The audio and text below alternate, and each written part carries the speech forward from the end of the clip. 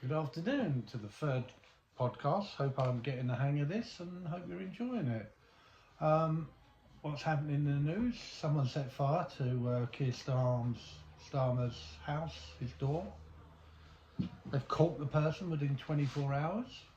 Isn't that amazing, eh? There was a girl that was a victim of grooming gang and she had DNA because of the fetus. And seemingly the police weren't interested because there's not enough evidence for having DNA and a name. Wonder what's important to people these days. You know, should it be us protecting the MPs or the MPs protecting us? It seems to be a very sad situation where they're overpaid, they get paid, you know, the Speaker of House of Commons, his expenditure, private jets and all this lot, seemingly, allegedly, astronomical. All his job is to keep order in the House of Parliament. Why does he have to go around the world on business? And they all do it, you know, they're all on private jets, bottering around and whatever. You know, they're private houses. So Starmer, his house, which was the door was burnt and another gate or something, I'm not sure the whole story. As soon as he moved into number 10, he's put the house out to rent because he needs the extra cash, doesn't he? You know, the money that he got from his mate, Lord Ali, you know, hundreds and thousands of pounds, you know, the glasses and all that's not enough.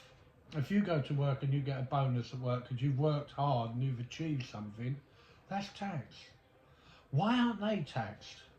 Why do they have subsidised everything, houses and everything? We're going back a few years where the Guardian had the scandal about the expenditure that they were all claiming for, light bulbs and all this lot.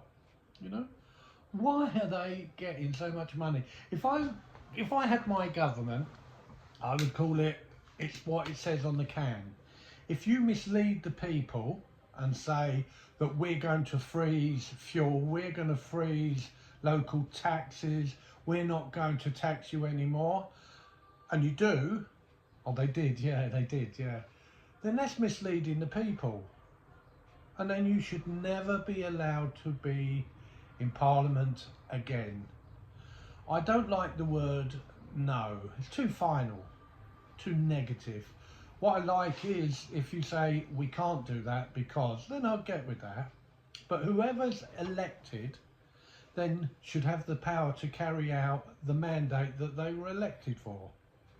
And they should not be given expenditures. They should have an allowance and that's it.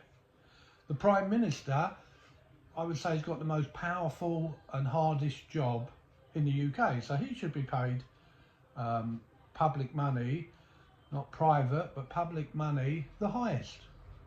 Because if something goes wrong, it's down to him. So that's what he's getting paid the big bucks for. And no one else should be, you know.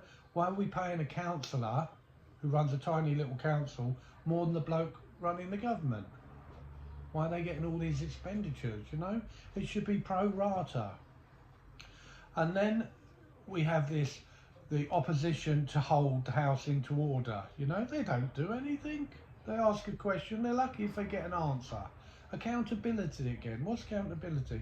Why don't we say, right, once you're elected in there, you've all got to do your best to try and make this country better and let the House of Lords sort out what's right and slow things down or stop it if it's really bad. You know, all you've got is loads of people stopping everything. And then you get the civil servants and they might think about letting it happen or they might not, depending. We've got so many people with the fingers on the button ready to stop it. We need to say, right, you've got 4 years. If you fuck up, you're not allowed to enter Parliament again. And after that 4 years, you're on garden leave. So we'll pay you your wages for the next 3 or 4 years, but you're not allowed to take any jobs. You will be paid. And while you're working in Parliament, the only job you should have, because you're all overworked, it's hard work being an MP, that is the only job you have. If you're given any monies or expensive gifts, you pay tax on it. no jobs for the mates. Okay, then I'll get this deal in for you, and if I get kicked out, then I'll go on the board of governors or anything. No, none of that happens. You get paid after you've walked out, finished, unelected or whatever. 2 or 3 years, all the contacts are gone. No backhanders, no gifts. That's it. And afterwards, you can go and get a job somewhere. And that will stop all these people, favours and whatever. Your Ali who gets a pass into Parliament. What for? You know? Let the government do their job and then make them accountable. Back to the conversation of when, if you lie, if you mislead, then you should be prosecuted. And then let's see how dividend they are to do anything. Because at the moment they're saying they're going to do everything. Now we're going to get all these people from India coming in that aren't going to pay for the National Health Service. They're not going to pay national insurance, where they've just put us money up because they need the money. So they're going to steal the jobs. And we can go to their country. What do we want to go to their shithole if they're coming over here because they don't like the shithole? We've done this great trade deal where they were shafting us for ages, high percentages. We were giving them millions and £1 million a year to help their country back. What's going on? What's wrong with this country? Why don't we look after the British people first? All these boatloads of scientists and doctors and nurses coming over on boats that are going to make the country better, the NHS better. Let's work out, if we need them people to service it, they're going to bring their families over. We're going to need to get more people over to service them. And it's going to be a pyramid, except for it's an upside down pyramid where we need more and more people. Train the people. Educate the people. Make it work. I don't think the NHS is starved of money. What I think the NHS is over budgeted, overspending, wasting. We keep throwing money over it all the time. And now we're talking about junior doctors going on strike again. We've got this, we've cut the hospital wait by 20%. Have you cut it or have you moved it? I want to know, the question is, have 20% of the people on the NHS been seen to and cured? Or are they on their way to be cured? Not, we've cut it. You know, that could be, oh yeah, 20% of the people have died. I want actual facts and how you've done it and what you've done. And don't be doing the history. Oh well, Conservatives done this, Conservatives done that. You're in power, you make it better. You said you were going to do. You told us what you weren't going to do by inflating everything, and you've done that. You're looking after yourselves. And as for that old no-brainer Rayner who turned round and said, oh well, we don't choose a pay rise, it's chosen for us, and then you can't give the money back. It's what's called charity. You can give it to the taxman. Write a cheque to the taxman. He'll take your money. But no, you don't think of that. You all think we're so stupid.